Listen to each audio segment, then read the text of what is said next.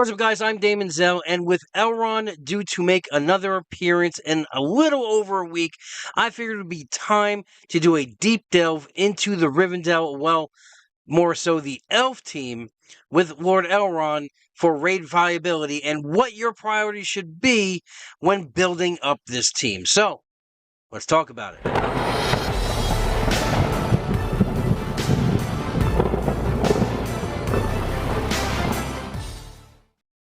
Alright, so we're going to talk about Elron coming back in a little over a week, and the whole Rivendale team as a overall team and a raid team, basically, and what your priorities should be in building out that team. I'm more focused for raids, mostly because the arena is going to be going away, and the arena meta is always shifting around. And with that being said, the most enjoyment I get out of the game is raiding, and the Rivendale team, as well as the Elves overall, is basically the GOAT of the raid so far. They've actually performed phenomenal in all 4 chapters. They are S tier. So let's get right into exactly what makes this team so great and why you would want to build this out. Now, of course, I'm going to give an infographic at the end of this video, and I'm going to show you everything that's broken down. Now, this infographic is put out by the guild cluster STZ Super Troopers, who are always on the lookout for new talented people to join them. So without that, let's look at Elron, because he is the primary, he's the glue that keeps this team together. Now, obviously, I don't even have the team built up to where I really want the team. Currently, right now, I have 5 stars, and yes, I will be getting that 6 star this go. I will not be getting that 7 star, unfortunately, unlike some people in my cluster, in my guild, and all the way around. But if this is your first time unlocking, that's great, and this is what you're going to want to build out first. Now, the team I'm talking about in general, right, for raids, is going to be Lord Elron, Arwen, Elrohir, Elodin, and Naramiri, who is an elf, not part of Rivendale. Now, Lomian is in that Rivendale team, and yes, he is a great character, but he's more plug and play in that character, because in all 4 of these chapters, you're really going to want to put Naramiri in. She does that much boosting for this team. And the nice thing is, she is an easy farm. She's in the guild energy, so you can just sit there and refresh and you know, just farm her out until your heart's content. You don't have to wait and refresh the node every time you want to farm her. So let's look at in this kit who we are doing. Now, I will include what priorities you want to do for Lomian, because again, he's going to be a plug and play character, and you might want to maybe substitute him in for chapter 2 against the Stone Troll, but currently I'm using these 5 right here. So Elron. Alright, so obviously the first priority you want to do, I mean, you can bring all these up. It's relatively easy to bring all these up to 3. But when you're going further out, because it is more expensive as you are building these out, the leadership one is what you want to do first. You want to bring this to 6 first. And the reason you want to do this is because of the boon duration, as well as giving 5% overall max health and for all White Squad members. Doesn't matter if you're plug and playing characters or you're just using Rivendale or Elves. He's going to do this for all White Squad members that are teamed up with him.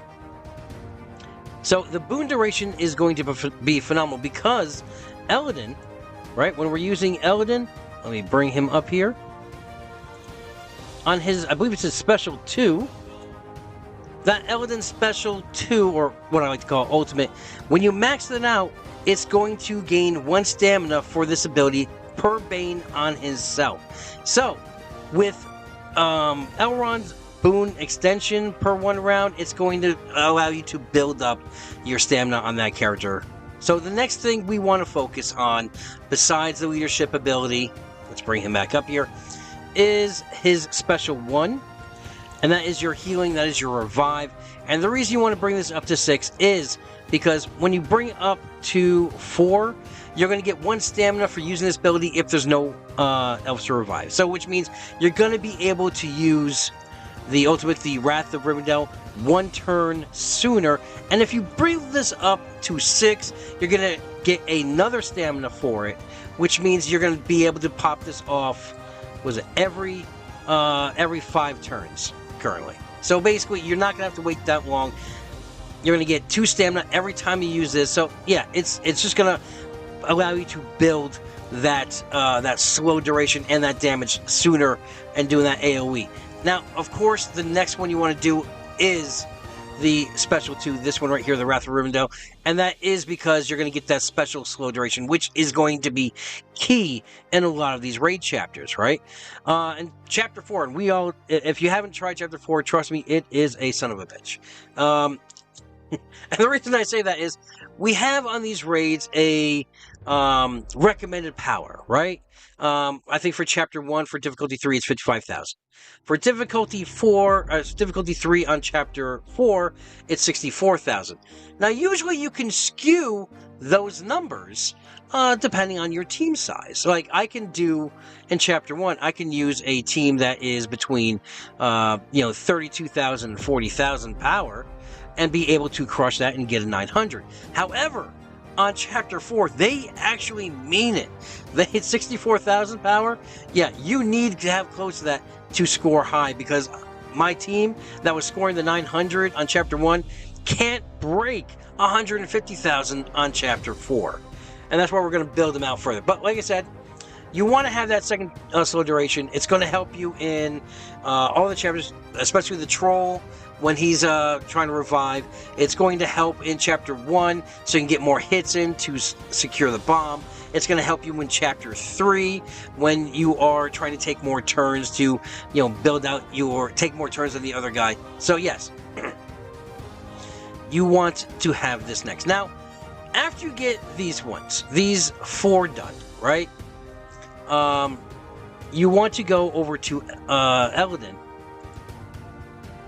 And now these are all high priority, okay? This is what I mean by first and second. These are your high priority. So Elron leader first, Elron special 1, then Elron special 2, and then we're going to do special 2 for Elin. And that's what I was telling you, that ancient skill, right?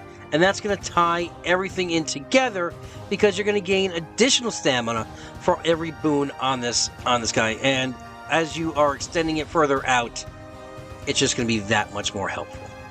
Also, guys, personally for raids, when you are starting to build these teams, a minimum I would shoot for, right, is definitely level 45, 3 across the board on abilities, and at least I would say gear tier 5 on the low end for starting off with this team.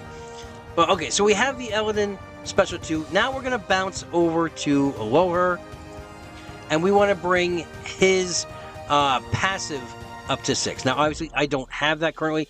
I jumped around before we got this down to a science, and yes, I am still building him out. And he's going to be your main damage dealer of this whole group.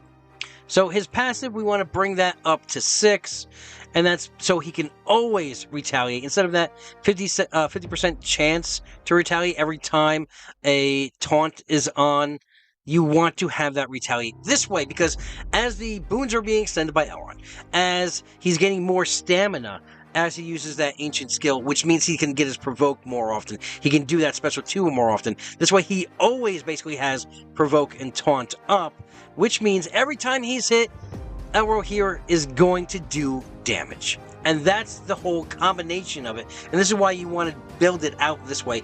Otherwise, you're not really taking full advantage of everything you got here. Now, after you do this passive, you want to go to his basic and bring his basic up to 6, because he's going to get additional damage per boon that's on him. Remember, we're going to get a lot of boons with this team. We're going to be extending those boons out.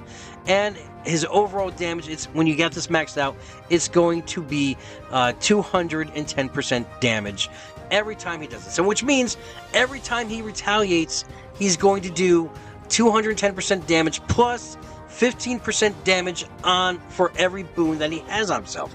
So it's just going to be a non-stop damage machine. Now, once we got those 2 locked down in Elron, we're going to shoot over to Arwen, and we want Arwen's special 1, which is right here, that Deadly Earnest. We want to bring that up to 6 as well. Bringing this up to 6, again, is going to allow you to manipulate turn meter, which is great for the Stone Troll on Chapter 2, which is great for Chapter 3 to, make sure that, you can kind of pick and choose who's going to go, who's going to hit next. Chapter 4, turn meter is always a great thing to have in every chapter, which is also why we're not really talking Haradrim right now, but that's why Robel is such a good character as a plug-and-play, and we're going to do a video on that down the road. But again, this is also going to give her additional 30% damage and another 10% turn meter per boon on herself. So, which means she's going to have 30% turn meter and a additional 20%. Sorry, she's going to have 30 overall on turn meter and 20% additional on boon per self. So yeah, like I said, this whole team is just super cohesive, one leading into the next and into the next. Now, of course, after we do this for Arwen, we are going to kind of do a side trip for Lomian. Now, if you don't plan on using Lomian, right? Because I've seen people using Legolas in place of Lomian. Again, myself, I use Naramiri instead. It's not more damage, but a lot of these chapters require you for sustain, and that's why for Naramiri as well as Bane control. But if you were to bring in Lomian, you want to bring his special 1 up to 6. And that's just because of the additional crit chance per boon on himself. If you're working with this team and you have that many boons and extended, you're going to be doing a hell of a lot of damage with that multi-hit. Now, at the end of this, when we go over the actual Rivendale characters, when I bring in Naramiri, I'm going to tell you what priorities you should stack with her, where you should bring them, and what you should do first. But continuing on with the infographic that I have here, we did Lomian. We want to bounce back again over to Elin. Now, this is going to be more of an optional to 6. I mean, you don't have to, the ones I gave you before, right? From Elron Leader 6, the Elron Special 1 and 2 at 6, the Elden Special 2 at 6, Aloher Passive at 6, Aloher Basic at 6, Arwen Special 1 at 6, and Lomian Special 1 at 6. Those are high priority. Those are required.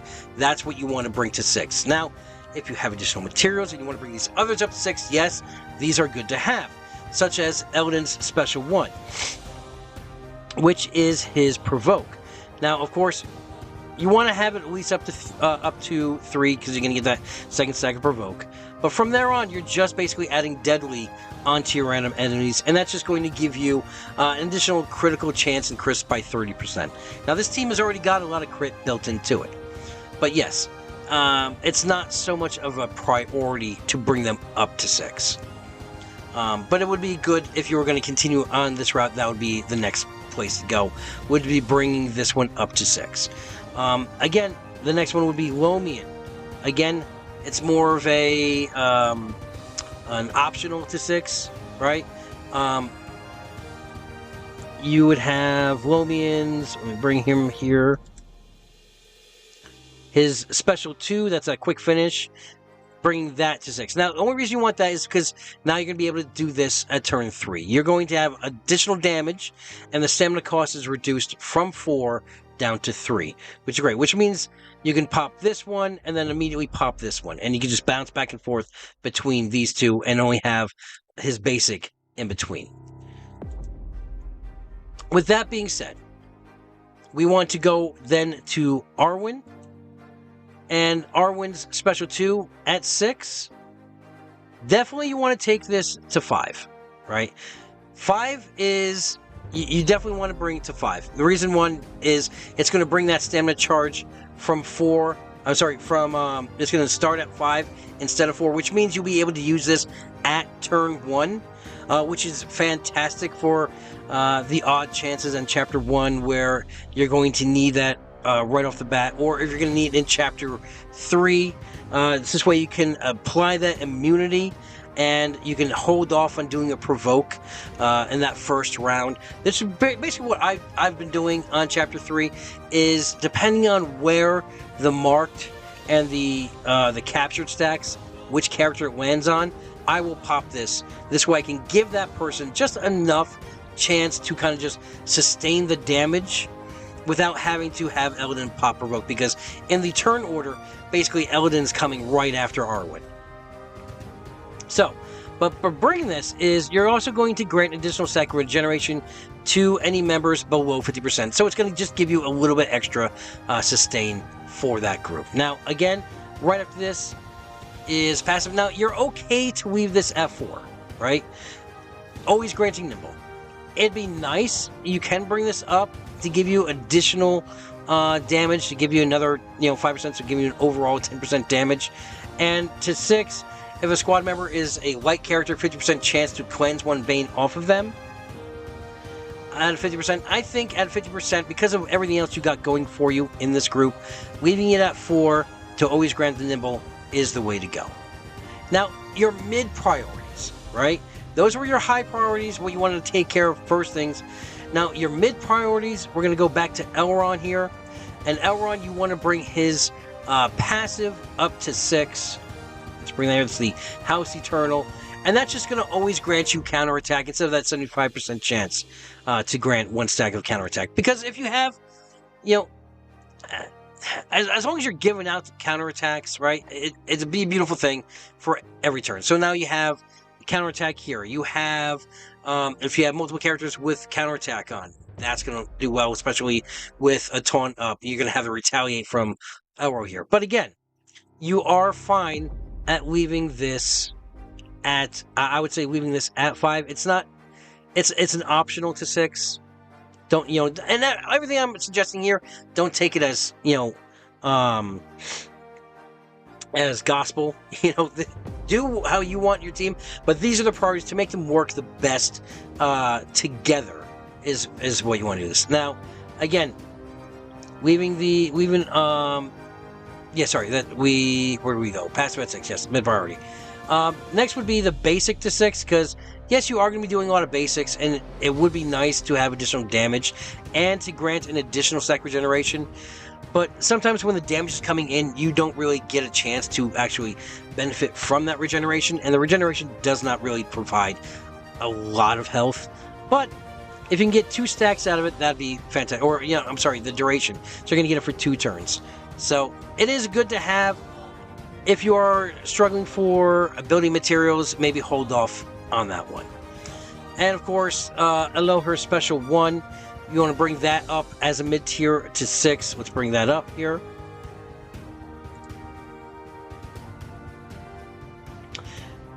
And that's a Deadly Grace. That's going to inflict an expose. And when you want to, when you bring this up to 6, you're basically going to get additional damages. So it's going to be a fantastic use of damage here. And you're going to, get that expose for an additional turn.